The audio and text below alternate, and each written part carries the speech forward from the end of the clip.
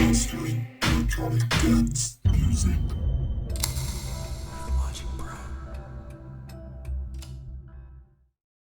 Hey guys, welcome back to Mastering EDM with Logic Pro, and this is the first video in my series introducing music theory.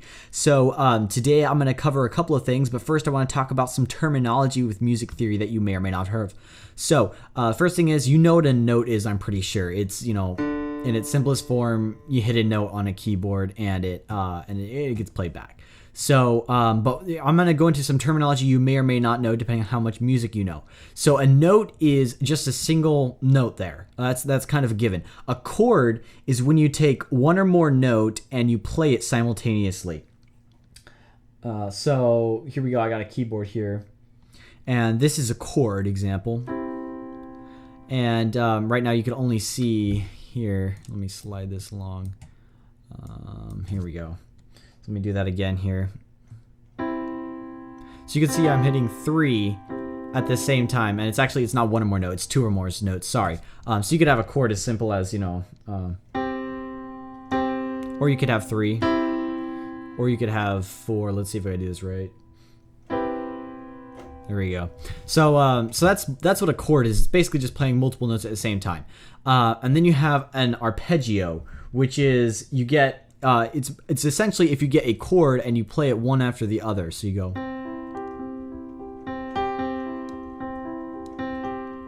So you get the structure of a chord and you just chop it up into individual notes instead of playing them simultaneously. So that's what an arpeggio is. Now the final thing I want to talk about by way of terminology is a scale, and that's because I'm going to spend most of the time in this video talking about scales.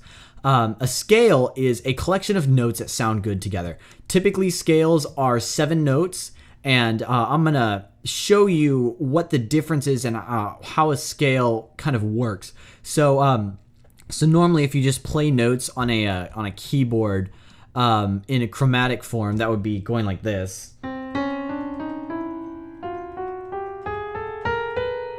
So you just kind of play all the notes, and there's nothing all that amazing about it. It doesn't sound like you can make a good song off of that. But what a scale is it's a collection of 7 notes, for the sake of simplicity, that pretty much always sound good together. I'm going to play a major scale here, and that's just one of the 2 types of scales that I want to talk about. But it's the one that it's easier to do, because if you start from C, and then you start just to play every single white key, you get actually a major scale. So let me do that here. So you see there, it sounded a lot more musical than just running up.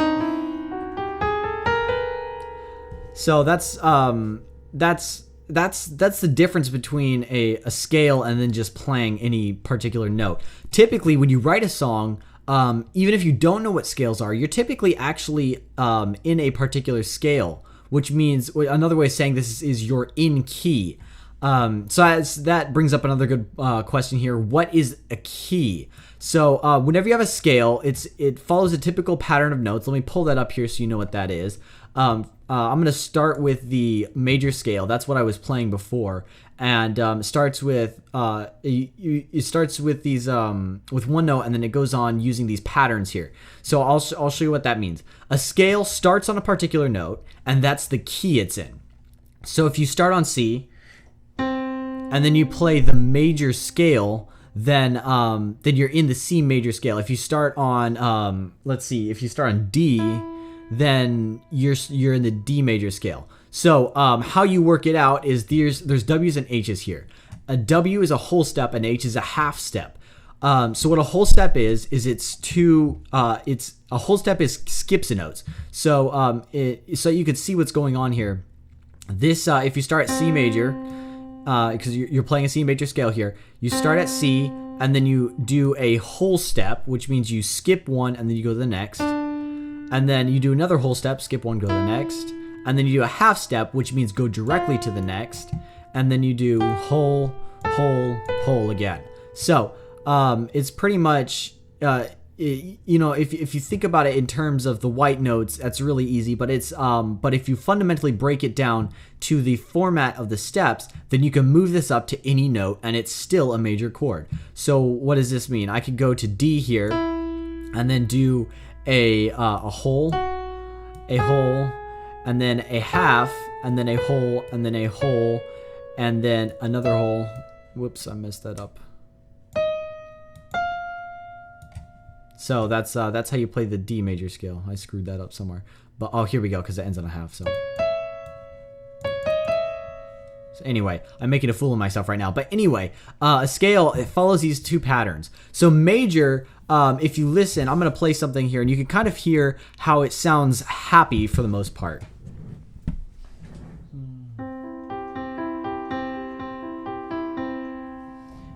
And then you could basically, make things interesting. That was just one chord basically. But let's say, let me go to D major.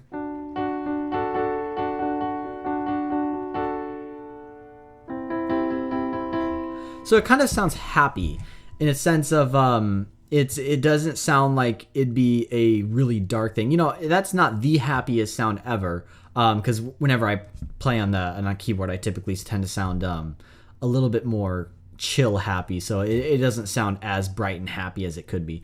But if you go to a minor scale, you'll notice I'm going to play a C minor scale here, and it's going to sound considerably different.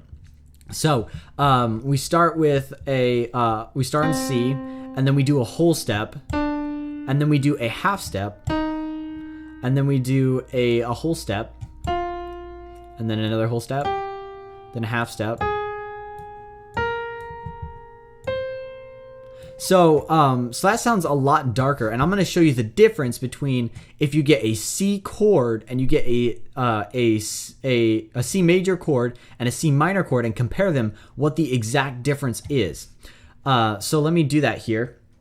I have C major, and then I have C minor. So if you tell, this one sounds a lot darker than this one.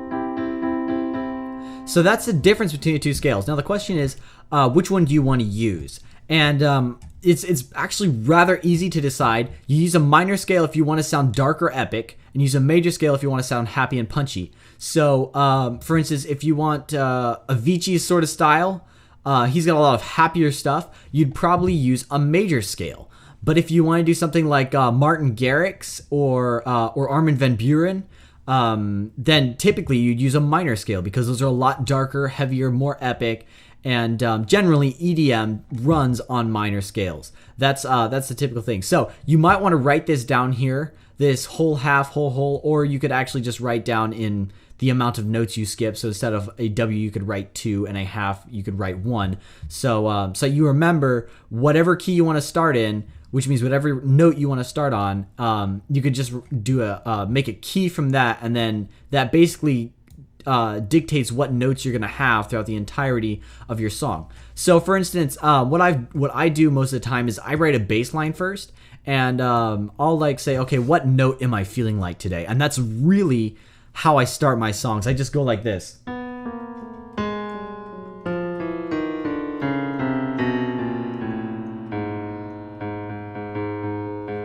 So let me go back to the keyboard here so you can see this. Or is it? There we go.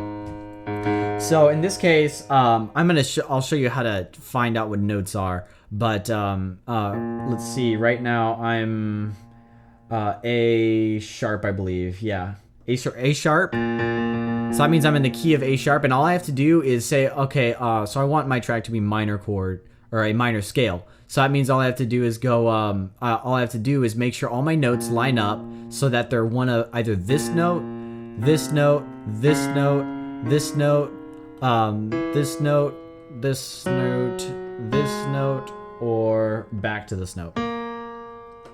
So, so as long as one of my notes is on that, then it's in key and it'll sound good. So it's basically almost like a magic trick of music. When you get your key and punch it in here, you just have to make sure that all of your stuff lines up so it's on one of those. Whoa, that's not what I wanted. Here we go. Whoops. So to show you the difference between the two, it's not all that big of a difference. But if we have a whole step here, and then if we take this half step and pull it down, And then if we take, which other one was it? I know this one needs to be a whole step. And so let's see here. So we have whole, half, whole, whole. This needs to be the half, and then whole, whole. Okay, so here we go. Now that I have these two lined up, these is C major and C minor. And what you can do is you can mute these. I think it's Control M or something. Let me try that. Yeah, there we go. And then you could have these in your project so you know where everything lines up, and you just have to make sure that, you know, if you're doing a chord and you're like, okay, I want to be in my C minor scale. Well, this one doesn't line up and this one doesn't line up, so I need to choose if I want to bump it up or down. So I just bump both of them up, and then you instantly get a chord here. And it already sounds good. You don't have to worry too much about it. So that's the whole deal with scales and why they're so important. Essentially, you choose a scale for the entirety of your song, and you make sure all the notes fit in that scale. So I got more on relationships and scales in the next video here, and I'll talk about how different notes particularly accentuate each other and sound good together, and the relationships and what they mean.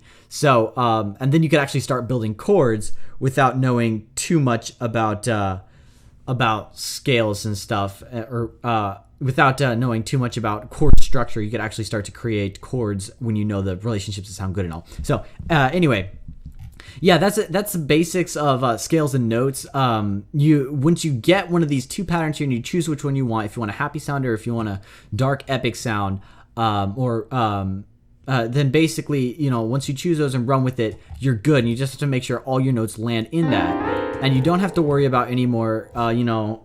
If you make a chord that sounds like this, why that doesn't sound good. In your chord, you have like, and then you go, but it doesn't sound that bad. But anyway, for if you have, here we go, this will definitely sound bad. So why something like that would sound not so good, but all you have to do is check to make sure that all the notes are valid for the particular key you're in. Now, the cool thing about knowing this pattern and not memorizing the notes is you could choose any note, like I said. So let's do this one. This is an obscure note. So what note is this? Let me just create a note here so you can see. That's G sharp. Now, to make a G sharp scale, all I have to do is I got this pattern that follows that shape, and all I have to do is drag it down to there. So that's my scale. Now, it may be worth noting, I don't know if you've noticed, but these notes repeat, C, C, and C. So that means that the entirety of your scale actually repeats also. So if I pull this up here, there we go. That's not what I wanted. Okay, let's try this again. So what note was on this one? So, and then I could just go on and keep copying this so that it repeats the same pattern every single time. So that you have basically the pattern goes from the first note back to that first note again, but what's called an octave higher. An octave is just 12 notes higher. So if you have a C here, and then you go up 12 notes, you get another C. And it's the same general note, but just higher.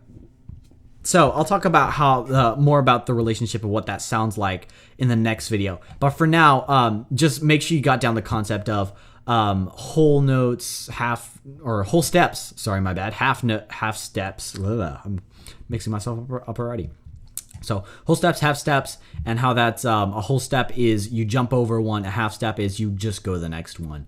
So, and then you can line those up to make these scales here. And a scale, the major minor depends on which pattern you use, and the note it starts on is what key it's in. So if it's in C minor, then you started on C, and you're using the minor pattern, which is right here.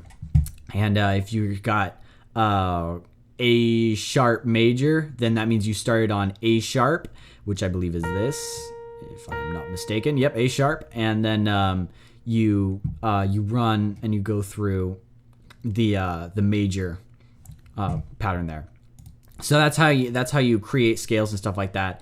And essentially what it means when you create a scale is when you choose one of these, all the notes will sound good together and you won't get any sour notes per se. Now there are a couple exceptions to that rule, but for the most part, you could generally just be sure that if you only use stuff in those, whatever scale you choose, whatever key you choose, then everything should sound good. So it's pretty much like, the fundamental rule of making music. If you know nothing else about music theory, then you could actually make some pretty good songs based on just knowing that you have to stay in key and how to build a key and stuff like that. So that's it for this video. Thank you for watching, and the next video will be out shortly. I'm going to try to make these videos slightly shorter so I could post them up more frequently and get through this music theory series, because this is something I want to just kind of blow through so that everybody can know the fundamentals in this and just start being creative, because it's less about the head knowledge and more about how creative can you be with the fundamentals. So that's it, and I will see you next video. Thank you for watching.